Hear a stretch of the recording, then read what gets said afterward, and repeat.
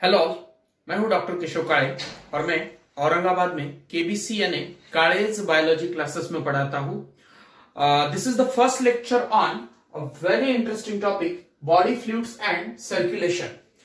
Cell कोई भी हो, उसे अगर जिंदा रहना है तो दो चीजें करना जरूरी होता है। दो चीजों का मतलब वहां पे होना जरूरी होता है। उसमें से कोई भी cell, whether it is eukaryotic, prokaryotic, animal, plant cell, किसी भी सेल में एक तो उसे जिंदा रहना है तो न्यूट्रिएंट्स का सप्लाई होना जरूरी है। न्यूट्रिएंट्स का सप्लाई होना जरूरी है। और अब न्यूट्रिएंट्स लेने के बाद सेल क्या करती है? सेल उन न्यूट्रिएंट्स को मेटाबोलाइज करती है, उसे ब्रेक करती है। एक न्यूट्रिएंट से दूसरा दूसरा इसेंशियल सब्सटेंस बना लेती है। कुछ न्यूट्रिएंट्स को ब्रेक करके उससे एनर्जी डिराइव करती है, क्योंकि हर सेलुलर एक्टिविटी के लिए सेल को एनर्जी की जरूरत होती है। तो ये जो न्यूट्रिएंट सप्लाई किए जाते हैं, उन न्यूट्रिएंट को सेल मेटाबोलाइज करती है। वो सारे जो मेटाबॉलिक रिएक्शंस है, उनमें कुछ वेस्ट प्रोडक्ट्स जनरेट होते हैं सेल के अंदर। तो इन वेस्ट प्रोडक्ट्स का कांस्टेंट रिमूवल भी जरूरी होता है। कांस्टेंट रिमूवल भी जरूरी होता है। अब यूनिसेलुलर अगर ऑर्गेनिज्म है तो उसमें अक्रॉस द प्लाज्मा मेम्ब्रेन ये सारी चीजें आसानी से हो जाती है। लेकिन मल्टी सेलुलर और हायर ऑर्गेनिज्म जो है, उससे भी पहले यूनिसेलुलर की एक बात कंप्लीट कर देता हूं कि सपोज अगर सेल में यहां पे वेस्ट प्रोडक्ट जनरेट हुआ, ये न्यूक्लियस है, और यहां से उसको बाहर फेंकना है, तो साइटोप्लाज्म में साइक्लोसिस होता है। मतलब साइटोप्लाज्म एक पर्टिकुलर डायरेक्शन में मूव होता है, वेव्स क्रिएट करता है, और उस साइटोप्लाज्मिक मूवमेंट की वजह से यहां पे जनरेट हुआ वेस्ट प्रोडक्ट यहां पे आता है और यहां से बाहर फेंक दिया जाता है। कोई न्यूट्रिएंट यहां से अंदर लिया गया है और उसको यहां पे काम है, उसकी जरूरत यहां पे है उस न्यूट्रिएंट की, लेकिन वो यहां पे, तो साइटोप्लाज्म उस डायरेक्शन में वेव्स क्रिएट करता है और वो न्यूट्रिएंट जो है वो इस पर्टिकुलर पॉइंट पे चला आता है। ये जो साइटोप्लाज्म की मूवमेंट है within the cell for the intracellular transport, यानी सेल के अंदर एक जगह से दूसरी जगह पे किसी सब्सटेंस को अगर ट्रांसफर करना है, तो साइटोप्लाज्म की ये जो मूवमेंट होती है, इसे कहते हैं बच्चों साइक्लोसिस। इसे क्या कहते हैं? साइक्लोसिस। तो साइक्लोसिस इंट्रासेल्युलर ट्रांसपोर्ट के लिए हेल्पफुल होता है। आगे बढ़ते हैं। तो मैं कह रहा था कि अगर सेल यूनिसेल्युलर ऑर्गेनिज्म है तो उसमें प्लाज्मा मेम्ब्रेन के अक्रॉस ही न्यूट्रिएंट का इंपोर्ट और वेस्ट प्रोडक्ट का एक्सपोर्ट हो जाता है। What about the multicellular organism? तो मल्टीसेलुलर ऑर्गेनिज्म में ये चीजें करने के लिए अलग अलग एडेप्टेशंस होते हैं। उसमें से जो लोअर ऑर्गेनिज्म है, जैसे कि स्पॉन्ज या सिलिएंट्रेट्स, स्पॉन्ज और सिलिएंट्रेट्स जो है, उनमें सपोज ये अगर स्पंज का बॉडी है मानो, तो यहां पे बहुत सारे सेल्स होंगे। तो ये स्पंज, सिलिएंट्रेट जैसे लोअर ऑर्गेनिज्म पानी अंदर ले लेते हैं, वाटर अंदर खींच लेते हैं। वाटर अंदर खींचने के बाद अब यहां पे इस कैविटी में पानी एक्यूमुलेट हो गया, उसके इस सारे साइड से सेल्स है। ये जो सेल है वो उस पानी से जो न्यूट्रिएंट मिलेंगे उनको एब्जॉर्ब कर लेंगे और उस पानी में वेस्ट प्रोडक्ट डाल देंगे खुद के। कितनी सिंपल सी बात है कि ये अगर ऑर्गेनिज्म की बॉडी है और ये उसकी बॉडी के सेल है, तो ऑर्गेनिज्म पानी अंदर खींच रहा है, तो यहां पे पानी आ गया। इस पानी में सेल्स जो होते हैं, वो सेल्स वेस्ट प्रोडक्ट सीक्रेट कर देते हैं और पानी में जो न्यूट्रिएंट्स या फूड है उसको एब्जॉर्ब कर लेते हैं। वो होने के बाद ये पानी जो है स्पंज कॉन्ट्रैक्ट होकर बाहर फेंक देता है, पानी चला गया। तो इस तरह से न्यूट्रिएंट वेस्ट प्रोडक्ट का एक्सचेंज हुआ। लेकिन ये लोअर ऑर्गेनिज्म में ही पॉसिबल है, इतनी सिंपल सी बात। हायर जो ऑर्गेनिज्म है, जैसे कि हम लोग ह्यूमन बीइंग, इनमें ये जो न्यूट्रिएंट और वेस्ट प्रोडक्ट्स का एक्सचेंज होता है, ये करने के लिए स्पेशल बॉडी फ्लूइड होते हैं, जैसे कि ब्लड और लिम्फ। तो शुरू करते हैं ब्लड से, बाद में हम लिम्फ देखेंगे। तो ब्लड क्या है? ब्लड क्या है ये देखने से पहले बता दो मैंने अब तक क्या कहा कि सेल एक सेल है, उसके अंदर जो साइटोप्लाज्म की मूवमेंट होती है उसे साइक्लोसिस कहा जाता है। साइक्लोसिस बहुत सारे सेल्स में होता है, या यूकैरियोटिक हो, प्रोकैरियोटिक हो, अमीबा, पैरामीशियम, हमारे डब्ल्यूबीसी में साइक्लोसिस होता है, क्योंकि हर एक सेल को, प्लांट के रूट सेल में, स्टेम सेल में, हर जगह साइक्लोसिस होता है, क्योंकि हर सेल को जरूरत होती है उसके एक पॉइंट से अंदर, सेल के अंदर इंट्रासेलुलरली एक जगह से दूसरी जगह पे सब्सटेंस को मूव करने की जरूरत हर सेल को है, और वो अचीव किया जाता है थ्रू दी साइक्लोसिस। उसके बाद मैंने क्या कहा, लोअर और मल्टी सेलुलर ऑर्गेनिज्म जैसे कि स्पंज, सिलिया एंड ट्रेट्स में बॉडी के अंदर पानी खींचो, पानी से न्यूट्रिएंट एब्जॉर्ब कर लो, उसमें वेस्ट प्रोडक्ट डाल दो और पानी बाहर फेंक दो। कॉम्प्लेक्स और हायर ऑर्गेनिज्म जो है उनमें ब्लड और लिम्फ जैसे स्पेशल बॉडी फ्लूइड्स होते हैं for the exchange of nutrients and the waste products. तो ब्लड क्या है, अगर कोई डेफिनेशन पूछे तो उसकी डेफिनेशन आपको याद करनी है, it is a fluid. Fluid क्यों? क्योंकि वो लिक्विड है।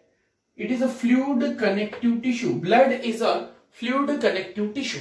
अगर कोई पूछे एसिडिक है या अल्कलाइन, तो इट इज अल्कलाइन।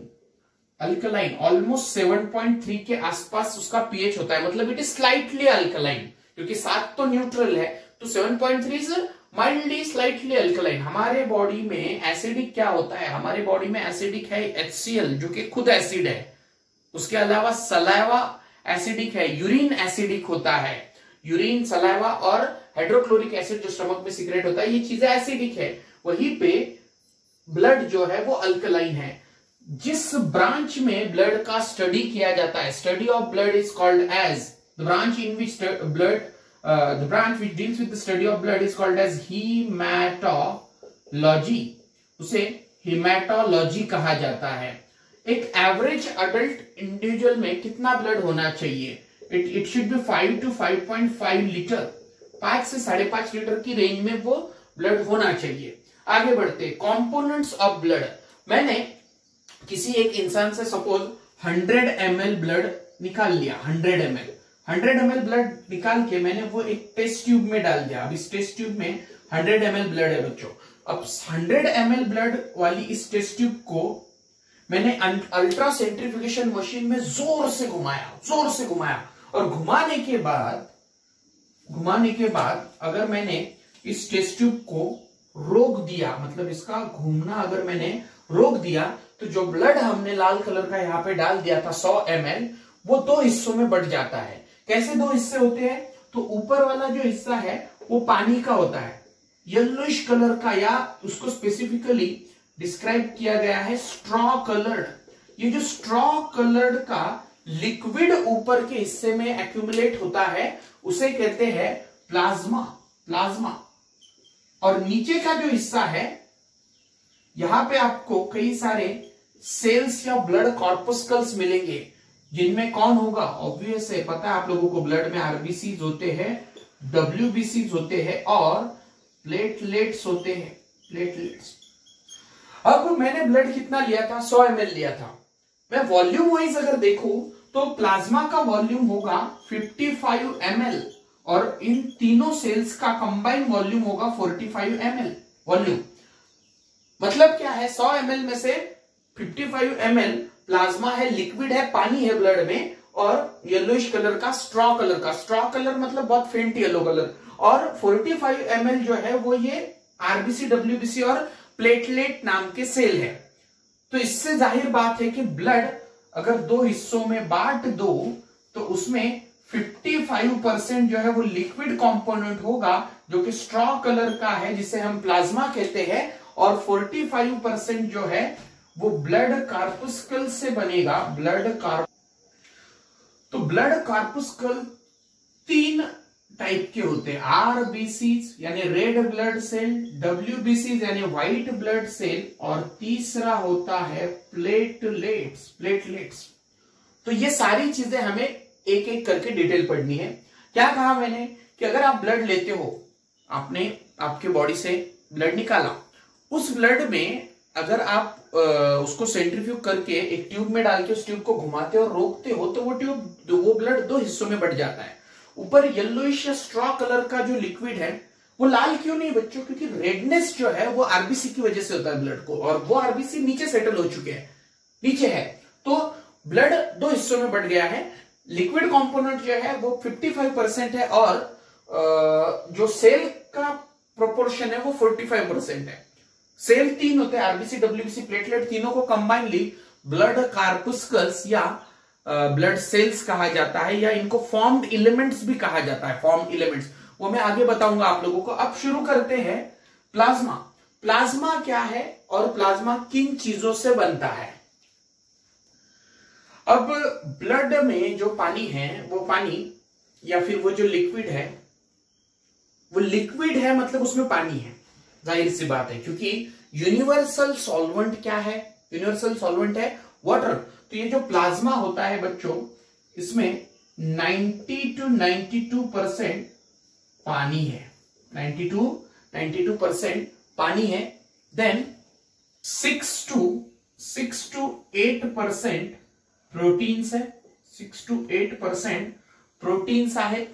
लक्षात ठेवा रे, सगळेजण दररोज एमसीक्यू सॉल्व्ह करा, दररोजचे लेक्चर दररोज बघा, लेक्चर पेंडिंग पडू देऊ नका, कारण नंतर जसे जसे लेक्चर साचत जाता तुमच्यावर बर्डन येत जातं, तुम्ही प्रेशराइज होत जातात। त्याच्यामुळे दोन गोष्टी आहेत की ज्या तुम्हाला फॉलो करायच्या आहे। पहिलं हे की दररोजचे लेक्चर दररोज बघा, सगळ्याच विषयांचे, फिजिक्स, केमिस्ट्री, बायोलॉजी। दुसरा पॉइंट असा आहे की लेक्चर नंतर जो सेल्फ स्टडी तुम्हाला करणं गरजेचं असतं, तेही दररोजचं दररोज करा। लेक्चर नंतर लगेच तुम्हाला जीवावर येईल, मी तुम्हाला अगोदरच सांगतोय, तुम्हाला कंटाळा येईल, तुम्हाला जीवावर येईल, तुम्हाला असं वाटेल की आपण दुपारी करू, दुपारी झाल्यानंतर तुम्हाला वाटेल संध्याकाळी करू, संध्याकाळ झाल्यानंतर तुम्हाला वाटेल रात्री करू, रात्री झाल्यानंतर तुम्हाला वाटेल की दुपारी, उद्या सकाळपासून फ्रेश स्टार्ट करू, आणि परत तेच रुटीन रिपीट होत जाईल। असं करू नका। वेळ चाललाय, एक एक दिवस चाललाय। ज्या लोकांनी एवढे दिवस आता फार काही केलेलं नाहीये, त्यांना हे रिअलाइज झालेलं असेल की तुम्ही जे उद्या म्हणतात किंवा तुम्ही जे नंतर म्हणतात, तो नंतर किंवा तो उद्या अभ्यासासाठी कधीच येत नसतो। त्यामुळे दररोजचा अभ्यास दररोज कंप्लीट करा, ते साचू देऊ नका, कारण ते साचलेलं कधीच। आणि दररोजचा दररोज केल्यानंतरही एक दुसरी गोष्ट जी आहे सर्वात खूपच महत्वाचं, रिव्हिजन्स। रिपीटेड रिव्हिजन हा अतिशय इम्पॉर्टंट पॉइंट आहे, जो की तुम्ही लक्षातच घेत नाही। आणि त्या व्यतिरिक्त फिजिक्स आणि केमिस्ट्री सारख्या सब्जेक्ट्स मध्ये डेली एमसीक्यूची प्रॅक्टिसही व्हायला पाहिजे तुमची, कारण तिथं टाइम बाउंडिंग असते। बायोलॉजीचे पण प्रश्न तुम्ही दररोज बघायला गेले पाहिजे, बघितलेच पाहिजे, म्हणजे तुमचं रुटीन मध्ये एक 14 ते 16 तासाचा अभ्यास तुमचा असावा। 14 ते 16 तासाचा तुमचा अभ्यास डेली असावा। त्यामध्ये लेक्चर्स, त्याच्यामध्ये डेली तुमचा सेल्फ स्टडी, एमसीक्यू सॉल्व्हिंग, आणि शेवटचं मी हे बोललो की रिव्हिजन साठी सेपरेट वेळ ठेवा। रिव्हिजन खूप इम्पॉर्टंट असतात। तर प्लाझ्मा बघतोय आपण, मी काय सुरू केलंय, ब्लड अल्कलाइन की acidic? Alkaline. Branch which deals with the study of blood is haematology. 55% काय असतं? प्लाझ्मा। 45% काय असतात? ब्लड कॉर्पस्कल्स किंवा फॉर्म एलिमेंट्स। प्लाझ्मा मध्ये 90 to 92% काय रे? पाणी। 6 to 8% काय? प्रोटीन्स। मग प्रोटीन्स कुठले असतात प्लाझ्मा मध्ये? तर प्रोटीन्स असतात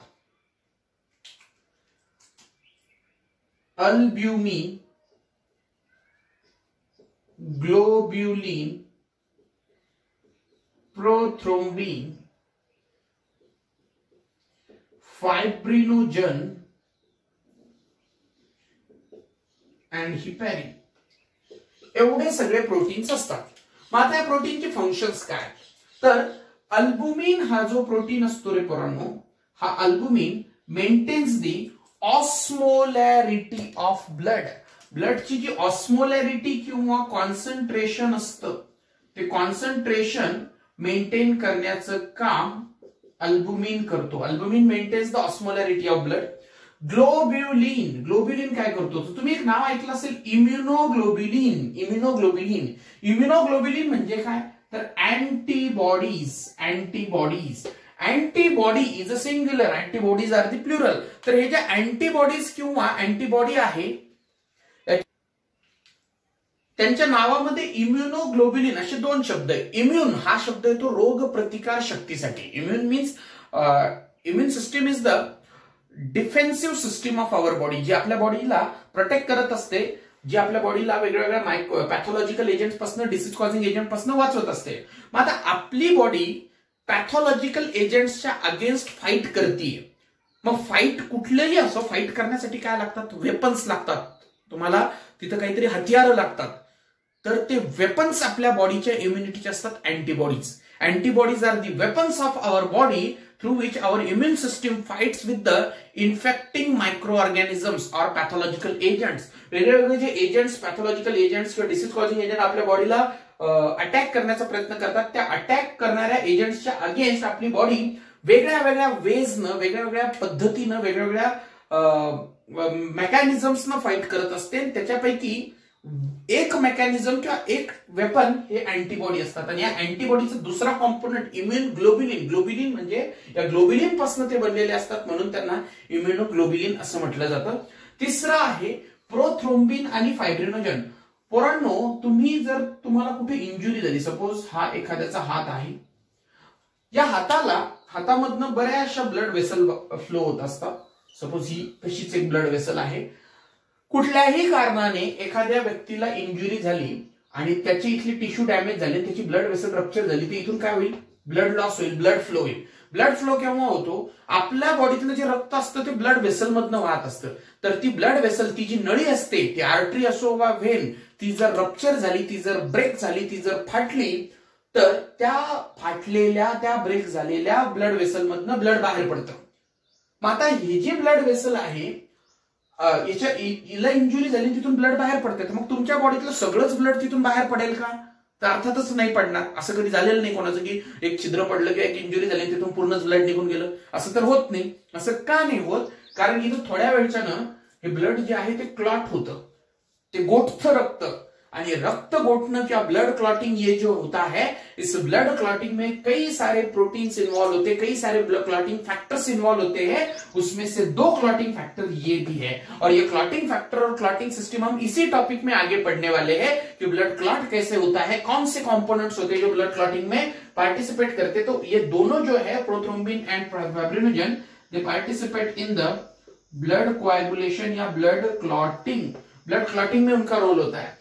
देन हिपैरिन क्या है, अब बात फिर से वहीं पे आई है कि ब्लड क्लॉट कब होना चाहिए, ब्लड रक्त गोठ्याला केव्हा पाहिजे, तर रक्त तेव्हा गोठ्याला पाहिजे जेव्हा ते बॉडीच्या बाहेर वाहतंय, म्हणजे जेव्हा तुमची ब्लड वेसल ब्रेक झालीये. तर ते केव्हा होतं, जेव्हा ब्लड वेसल ब्रेक झाली तेव्हा तुमचं ब्लड एअरला एक्सपोज होतं, हवेला एक्सपोज होतं आणि तुमची क्लॉटिंग सिस्टम ऍक्टिव्हेट होते. पण जोपर्यंत ब्लड वेसल इंटॅक्ट आहे मुलांनो, तोपर्यंत रक्त गोठ्याला पाहिजे का, नाही गोठ्याला पाहिजे. कारण जर रक्त एका इंटॅक्ट ब्लड वेसलच्या आतमध्ये गोठलं तर तिथं ब्लड फ्लो थांबेल. आणि ब्लड फ्लो थांबला म्हणजे आता इथं जर गाठी बनल्या, रक्त जर गोठलं तर रक्ताच्या गाठी बनतील आणि रक्त पुढे जाऊ शकणार नाही. मग आता समजा हा हात आहे, या हातामधली ब्लड वेसल आहे, इथं जर गाठ बनली तर इकडून रक्त इकडे जाणार नाही. पुढचे जे टिश्यू आहे त्या टिश्यूला ऑक्सिजन मिळणार नाही, त्या टिश्यू मधला कार्बन डायऑक्साईड आणि इतर वेस्ट प्रोडक्ट रिमूव्ह केले जाणार नाही, टिश्यूला न्यूट्रिएंट्स दिले जाणार नाही, पोहोचणार नाही. आणि या सगळ्या गोष्टी झाल्या म्हणजे टिश्यू मधला वेस्ट प्रोडक्ट रिमूव्ह झाले नाही, टिश्यूला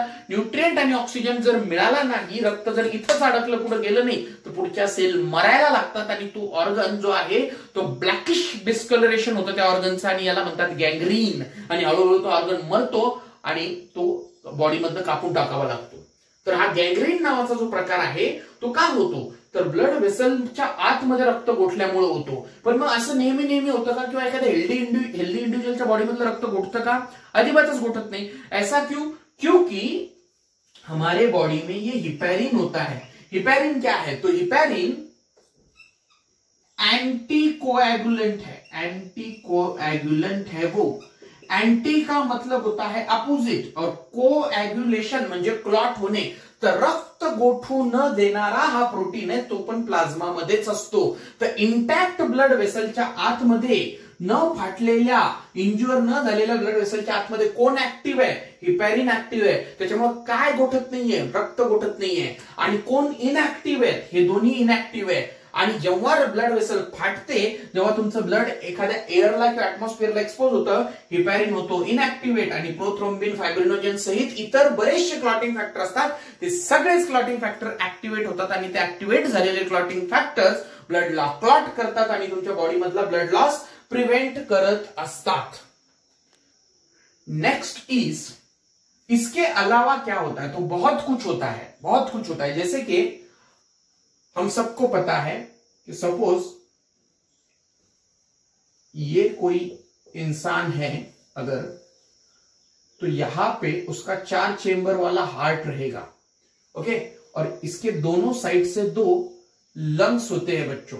लंग्स में हम जो सांस लेते हैं उसमें से ऑक्सीजन लंग्स में जाता है, और ये लंग्स वाला ऑक्सीजन जो है वो ब्लड में जाना चाहिए, ब्लड में जाना चाहिए। और ब्लड जो है वो ब्लड उस ऑक्सीजन को बॉडी के बाकी पार्ट्स को सप्लाई करता है। ये कैसे होता है वो आगे आपको धीरे धीरे पता चलेगा, लेकिन अभी इस वक्त मुझे सिर्फ प्लाज्मा समझाना है। जब मैं ब्लड वेसल की और बाकी चीजों की बात करूंगा तब ये मैकेनिज्म सारी चीजें समझ में आएगी। तो यहाँ पे पॉइंट क्या है, यहाँ पे पॉइंट ये है कि आपके लंग्स में से ऑक्सीजन जो है वो ब्लड में जाता है, ब्लड उस ऑक्सीजन को लेके बॉडी के बाकी हिस्सों में जाता है। बाकी हिस्सों में जाने के बाद ब्लड जो है उसमें से ऑक्सीजन सेल्स की तरफ चला जाता है, और सेल्स में से कार्बन डाइऑक्साइड ब्लड की तरफ आता है। ये कार्बन डाइऑक्साइड लेके ब्लड वापस आता है और लंग्स को दे देता है, छोड़ देता है लंग्स में, और लंग्स उसे एक्सहेल्ड एयर के थ्रू, एक्सपायर्ड एयर के थ्रू बाहर फेंक देता है। तो O2 एंड CO2 जैसे रिस्पायरेटरी गैसेस भी ब्लड में कहा होते हैं, तो प्लाज्मा में होते हैं, प्लाज्मा में। अब यहाँ पे आप लोग एक कंफ्यूज हो सकते हो एक चीज के बारे में कि व्हाट अबाउट हीमोग्लोबिन सर, हम तो बचपन से ऐसा पढ़ते आए हैं कि आरबीसी के अंदर हीमोग्लोबिन होता है, हीमोग्लोबिन O2 और CO2 कैरी करता है। सच बात है, लेकिन आरबीसी जो है, आरबीसी के अंदर जो हीमोग्लोबिन होता है या आरबीसी के अंदर जो ऑक्सीजन कैरी होता है वो 97% ऑक्सीजन कैरी होता है, 97%। 3% oxygen, 3% of oxygen is carried via the blood. 3% sorry plasma, 3% oxygen plasma में होता है, 97% ऑक्सीजन आरबीसी के हीमोग्लोबिन के ऊपर होता है। वैसी ही बात इसकी भी है। कार्बन डाइऑक्साइड जो है वो ऑलमोस्ट 70% जो कार्बन डाइऑक्साइड है वो प्लाज्मा में कैरी होता है। बाकी बचा हुआ कार्बन डाइऑक्साइड का कंडक्शन कैसा है वो आपको रिस्पायरेशन के टॉपिक में पता चलेगा कि कार्बन डाइऑक्साइड का कंडक्शन कैसा है। अभी हम फोकस कर रहे हैं ब्लड पे, तो इतना यहां पे समझ लो, इतना यहां पे समझ लो कि ब्लड जो है उसके प्लाज्मा में O2 और CO2 कुछ अमाउंट में होते हैं।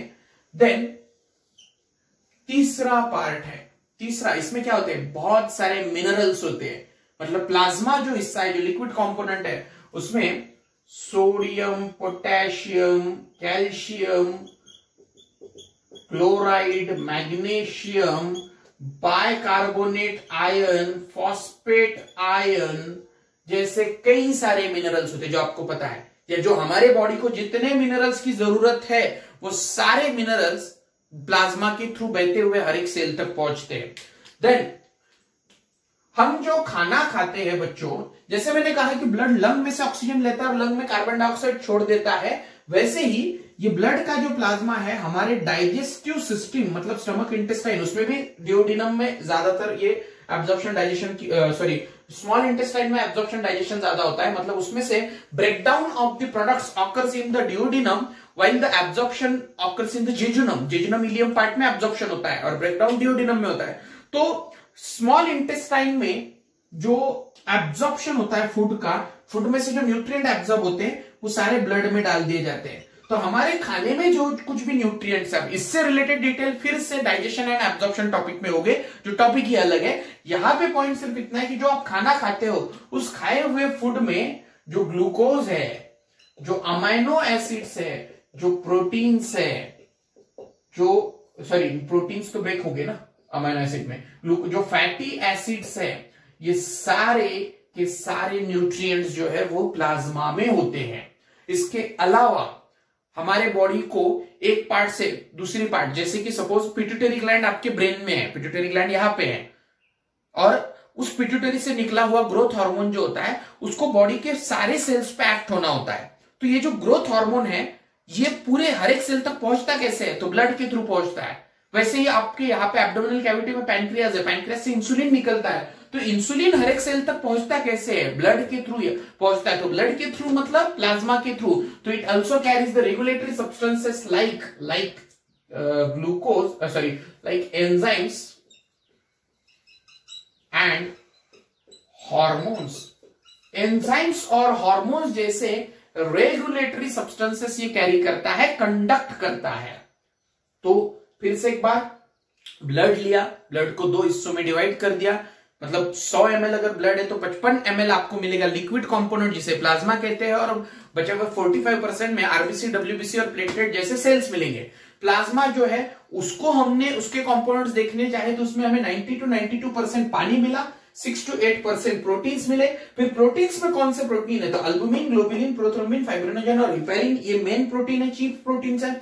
अल्बुमिन जो है वो ब्लड का एक पर्टिकुलर जो स्पेसिफिक कॉन्सेंट्रेशन चाहिए उस कॉन्सेंट्रेशन को मेंटेन करते हैं। ग्लोबुलिन जो है वो एंटीबॉडीज फॉर्म करते हैं, इसलिए उनका रोल डिफेंस में है। प्रोथ्रोम्बिन जो होता है और फिब्रिनोजन, इनका रोल क्लॉटिंग में है, ब्लड क्लॉटिंग में। अगर इंजुरी होती है तो वहां से सारा ब्लड निकल नहीं जाता है, वो ब्लड वहां पे एक्यूमुलेट होता है, क्लॉट होता है। रिस्पॉन्सिबल कौन है, fibrinogen, prothrombin. Intact blood vessel में एक जो ब्लड वेसल रप्चर नहीं है उसके अंदर ये इनएक्टिव है, और उसके अंदर ब्लड क्लॉट भी नहीं होना चाहिए। अगर होता है तो it is a pathological condition, वो बीमारी है। तो ब्लड क्यों क्लॉट नहीं होता है नॉर्मल हेल्दी इंडिविजुअल में, क्योंकि उसमें हिपेरिन होता है। जब आपको इंजरी होती है तो हिपेरिन इनएक्टिवेट होकर ये दोनों एक्टिवेट होते हैं, और इनके साथ और भी कुछ क्लॉटिंग फैक्टर जिनके बारे में हम आगे पढ़ने वाले हैं, वो सारे क्लॉटिंग फैक्टर्स एक्टिवेट हो जाते हैं जैसे ही ब्लड एयर एटमॉस्फेयर को एक्सपोज कर जाता है। अब एक बहुत ही इंपॉर्टेंट एमसीक्यू जो एनसीईआरटी की डायरेक्ट लाइन भी है, एमसीक्यू ये है कि जैसे कि मैं कह रहा हूं कि ब्लड में कई सारे क्लॉटिंग फैक्टर होते हैं, जैसे कि कैल्शियम भी एक क्लॉटिंग फैक्टर है, ये प्रोथ्रोम्बिन, फाइब्रिनोजन। तो ये क्लॉटिंग फैक्टर जो होते हैं, अगर इनको प्लाज्मा से हटा दिया जाए, मतलब प्लाज्मा माइनस CF मतलब clotting factor, plasma minus clotting factor is called as serum. ये एमसीक्यू है, यहीं पे याद कर लो। What is serum? Serum is the plasma without clotting factor. Clotting factor के बिना जो प्लाज्मा होगा उसे सीरम कहते हैं। फॉर्म्ड एलिमेंट्स में 3 चीजें होती है। फिर से बता दूं कि फॉर्म एलिमेंट्स 45% है टोटल ब्लड के, 55% प्लाज्मा होता है। तो 3 टाइप के सेल्स इसमें होते हैं। एक होता है आरबीसी रेड ब्लड कार्पस्कल्स, दूसरा होता है WBC व्हाइट ब्लड कार्पस्कल्स, और तीसरा होता है प्लेटलेट। प्लेटलेट को सेल कहना चाहिए या नहीं कहना चाहिए, इस पे डिबेट है। जो हायर रेफरेंसेस है उनमें से कुछ बुक्स में प्लेटलेट को सेल कहना चाहिए नहीं कहना चाहिए, इस पर डिबेट है, तो उस पर हम आगे डिस्कस करेंगे। आरबीसी यानी रेड ब्लड कार्पस्कल, लाल रक्त पेशी, तो इसका दूसरा नाम है इरेथ्रोसाइट। द वर्ड इरेथ्रोस का मतलब होता है लाल, और साइट ये वर्ड आता है काइटोस से। काइटोस का मतलब होता है सेल, तो इरेथ्रोस मींस रेड और काइटोस मतलब सेल। तो ऐसे ये आरबीसी होते हैं। बाकी दोनों के बारे में बाद में डिस्कस करेंगे। शुरू करते हैं आरबीसी से। आरबीसी जो है इनका काउंट एक अडल्ट इंडिविजुअल में, एक अडल्ट इंसान में 5 to 5.5 मिलियन पर mm³ ऑफ ब्लड होता है। ब्लड के हर mm³ में आरबीसी 5 से 5.5 मिलियन उसका काउंट होता है। याद रखना, जब मैं WBC पढ़ाऊंगा तो उसका काउंट थाउजेंड्स में बताऊंगा, और जब प्लेटलेट पढ़ाऊंगा उसका काउंट लैक्स में पढ़ाऊंगा। मतलब RBCs are in millions, platelets are in lakhs and WBCs are in thousands. यानी कि RBCs are the most abundant formed elements. तीनों में सबसे ज्यादा तादाद या क्वांटिटी किसकी होती है, तो आरबीसी की होती है। कितनी है, मिलियंस में है। कितने, 5 से 5.5 मिलियन होते हैं RBC. The process of formation of RBC, RBC form होने की प्रोसेस को कहा जाता है erythro is for RBC, and poiesis मतलब formation. The process of formation of RBC is called as erythropoiesis. Erythropoiesis कहां पे होता है, तो आपके बुक में क्लियर लाइन है कि इन अडल्ट्स एनसीईआरटी की लाइन क्या है, in adults the RBC formation occurs in the red bone marrow. Red bone marrow में होता है। रेड बोन मैरो क्या है बताऊंगा आगे, लेकिन यहां पे इस लाइन में एक क्वेश्चन छुपा है जो एनसीईआरटी में नहीं है। उन्होंने क्या कहा कि अडल्ट्स में इरेथ्रोपोइसिस रेड बोन मैरो में होता है, तो ये पूछने को स्कोप है कि तो फिर अडल्ट में अगर रेड बोन मैरो में है तो फिटस में या बच्चों में कहां पे होता है, तो उसके आंसर है इसमें देखो आरबीसी फॉर्मेशन की जो शुरुआत है, आरबीसी फॉर्मेशन की जो शुरुआत है वो सबसे पहले यॉर्क सैक में होती है। यॉर्क सैक में, ये भी एमसीक्यू है, लिख लेना है, बहुत बहुत ज्यादा जरूरी है। यॉर्क सैक जो मेसोडर्म से बनता है, mesodermal in origin, mesodermal in origin. Yolk sac क्या है?